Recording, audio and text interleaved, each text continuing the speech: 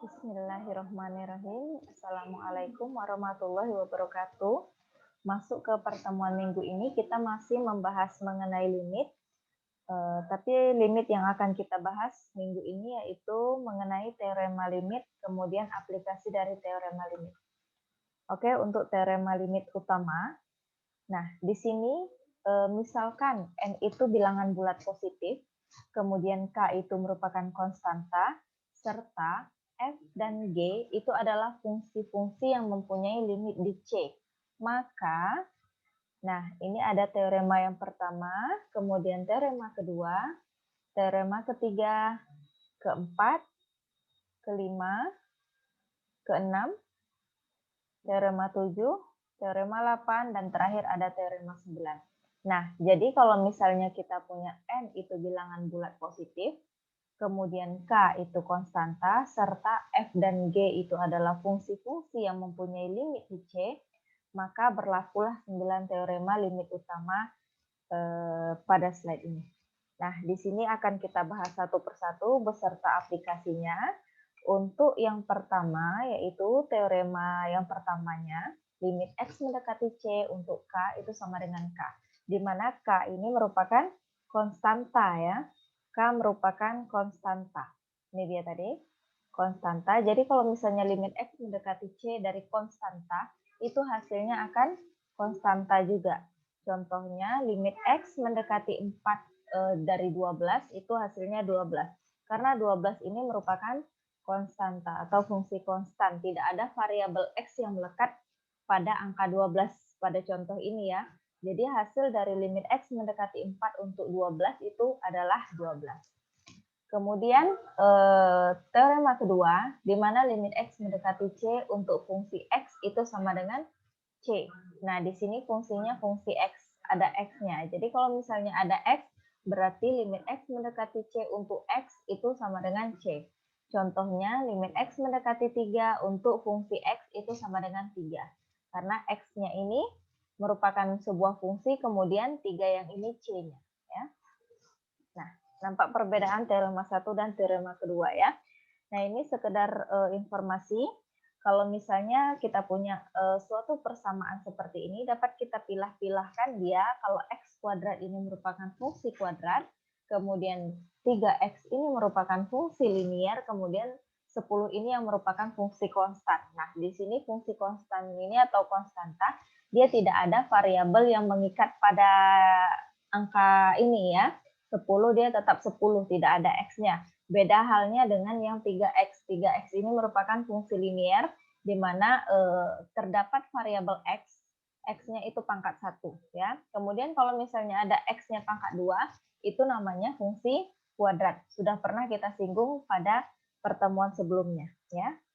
Kemudian lanjut ke teorema ketiga, di mana limit X mendekati C, K dikali Fx itu sama dengan K dikali limit X mendekati C untuk Fx.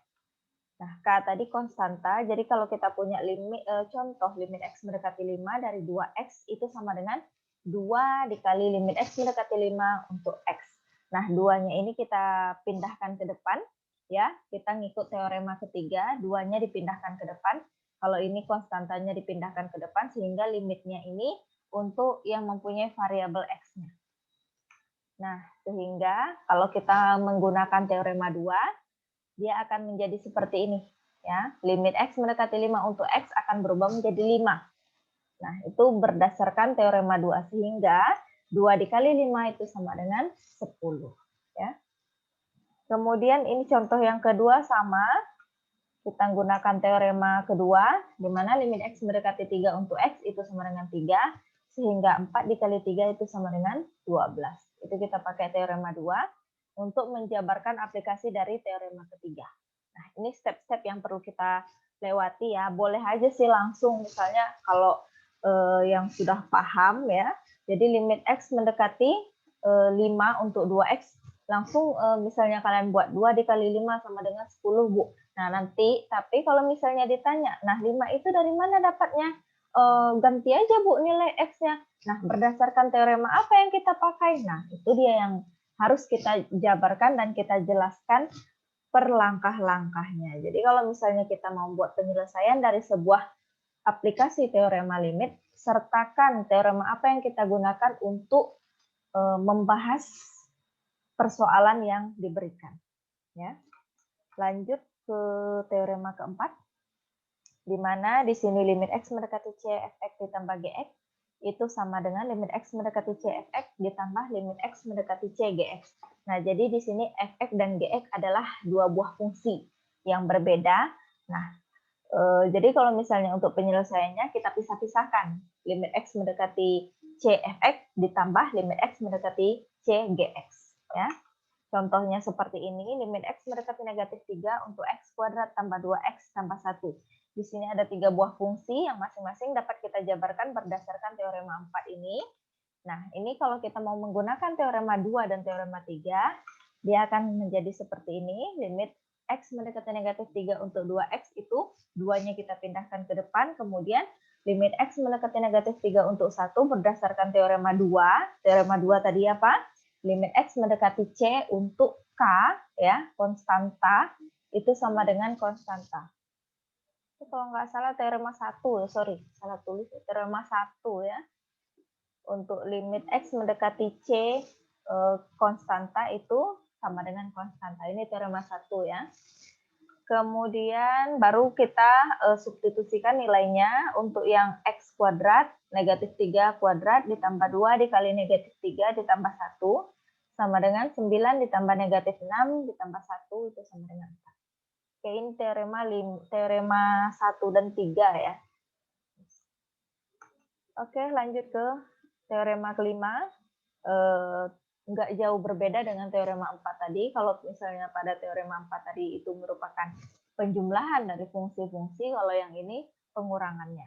Ya, contohnya, limit x mendekati 1 untuk 2x kuadrat dikurang 4x dapat kita jabarkan juga seperti contoh sebelumnya, limit x mendekati 1 2x kuadrat dikurang limit x mendekati 1 untuk 4x.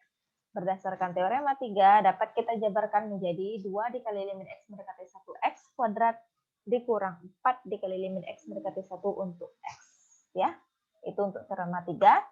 Nah, ini dia penjabarannya. Kemudian baru kita substitusikan untuk 2 dikali 1 kuadrat. 1 ini datangnya dari mana? C kita 1 ini ya. 1 diubah menjadi x kuadrat menjadi 1 kuadrat dikurang 4 dikali 1. Oke, sama dengan 2 dikurang 4 sama dengan negatif 2. Ini untuk aplikasi teorema limit yang kelima. Ya. Nggak jauh beda dengan yang penjumlahan. Sama ya. Hanya berbeda pada tandanya. Kalau yang tadi penjumlahan, kalau yang ini pengurangan. Oke, lanjut yang keenam, ini perkalian. Ya, limit x mendekati c fx dikali gx. Jadi ada dua buah perkalian fungsi. Fungsi fx dikali dengan fungsi gx. Nah, sama seperti tadi kita jabarkan limit x mendekati c fx dikali limit x mendekati c gx. Oke, masuk ke contohnya. Misalkan limit a mendekati 0 untuk fungsi 2a tambah 1 dikali a kurang 3. Nah, ini kita jabarkan menjadi limit a mendekati 0 untuk 2a tambah 1 dikali limit a mendekati 0 untuk a dikurang 3. Nah, berdasarkan teorema 4 dan teorema 5, dapatnya seperti ini. Jadi limit a mendekati 0 untuk 2a ditambah 1 itu menjadi limit a mendekati 0 2a ditambah limit a mendekati 0 untuk 1. Begitu juga yang limit a mendekati 0 untuk a dikurang 3. Ya. Oke, nah setelah itu kita gunakan teorema 1 dan 3. Nah, di sini dia, penggunaan teorema 1 dan teorema 3. Ya. Limit a mendekati 0 2a menjadi 2 dikali limit a mendekati 0 untuk a. Ditambah 1, 1 itu dari ini, limit a mendekati 0, 1. 1 ini kan merupakan konstanta. Berapapun a-nya menuju berapapun dia, tapi kalau dia merupakan fungsi konstanta, cuma angka aja di sini, maka dia hasilnya juga cuma angka saja. Ya. Dikali dengan 0 dikurang 3. 0 kurang 3 tadi kita ganti, a-nya itu sama dengan 0. 3-nya itu tadi berdasarkan teorema 1 juga ya, limit a mendekati 0 untuk 3 itu hasilnya 3.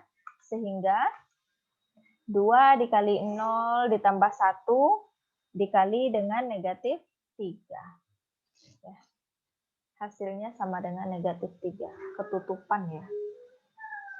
Oke, lanjut ke fungsi yang ketujuh, fungsi pembagian. Limit X mendekati C fx per Gx itu sama dengan limit X mendekati C untuk fx dibagi dengan limit X mendekati C untuk Gx. Contohnya, nah jadi nggak melulu mengenai X ya, X mendekati berapa, boleh P mendekati 2 atau A mendekati 2, terserah kita. Yang penting fungsinya, kalau misalnya di sini P, tentu fungsi yang ada di sini juga P. Kalau di sini X, tentu fungsinya juga X. Nah, seperti itu. Tadi yang Ibu pakai ada A mendekati 0, tentu fungsi yang kita punya A juga di dalamnya. Nggak mungkin nanti A mendekati 0, di sini fungsinya X, itu salah. Ya. Jadi di sini limit P mendekati 2, maka fungsinya terdapat fungsi P juga, Fp. Fp per Gp. Nah, ini Fx per Gx karena di sini X. Ya. Jadi nggak masalah. Oke, terserah kita mau pakai huruf apa. Asalkan sama dia fungsinya dengan huruf yang kita gunakan di sini. Nah, ini kita jabarkan, kemudian berdasarkan teorema 4 dan teorema 5, didapatlah ini. Ya.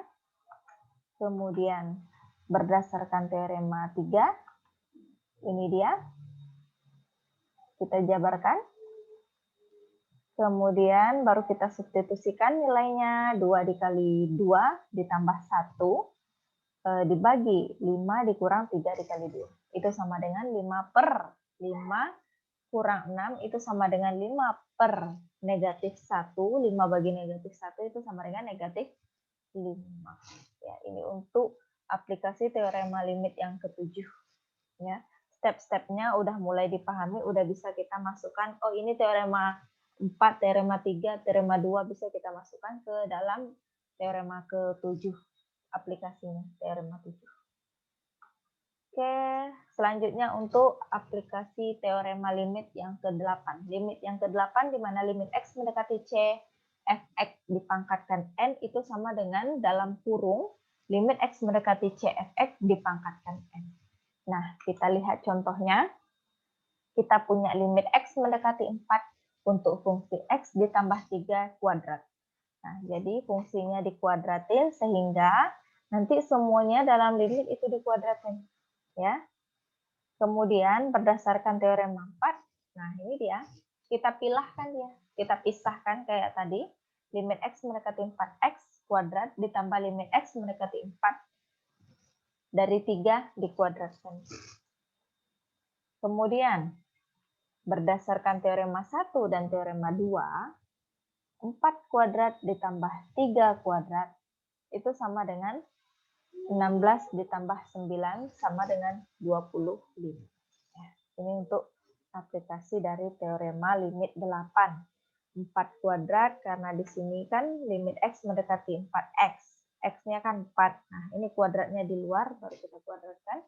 Kemudian kita tambah, ini tetap 3 karena dia fungsi konstan berdasarkan teorema yang pertama tadi, limit X mendekati C untuk limit X mendekati C untuk K itu sama dengan K, ya, teorema limit yang pertama. Itu dikuadratkan sehingga dapatnya hasilnya 25.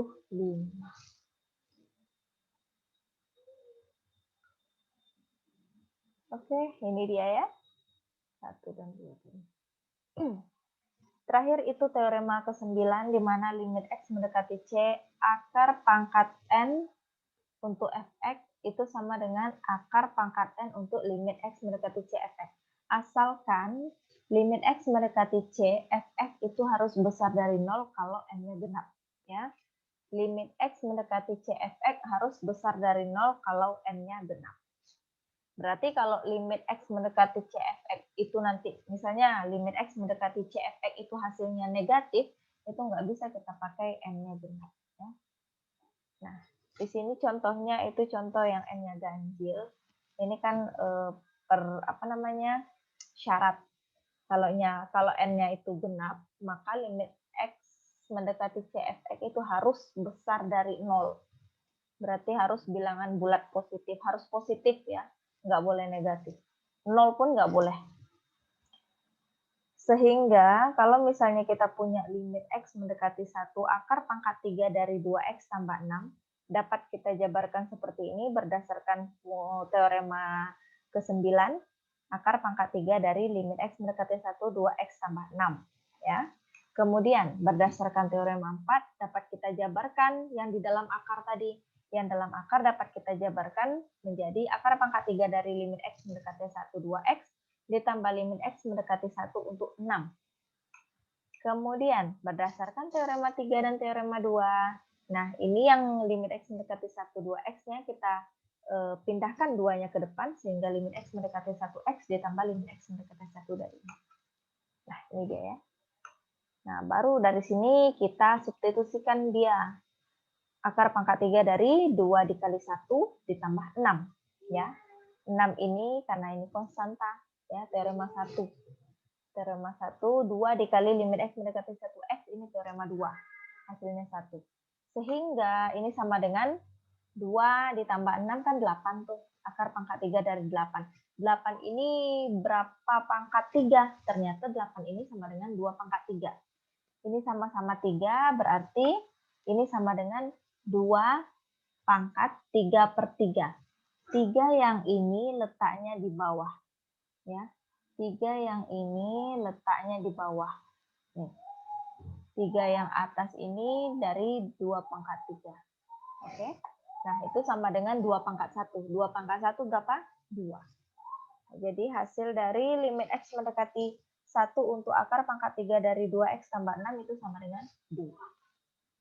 Oke, ini aplikasi-aplikasi teorema limit yang kita bahas pada minggu ini. Semoga bermanfaat dan paham semua teorema beserta aplikasinya. Seperti biasa, untuk tugas dan pertanyaan lebih lanjut kita sambung di WA Group atau Google Classroom. Terima kasih atas perhatiannya. Ibu akhiri, Assalamualaikum warahmatullahi wabarakatuh.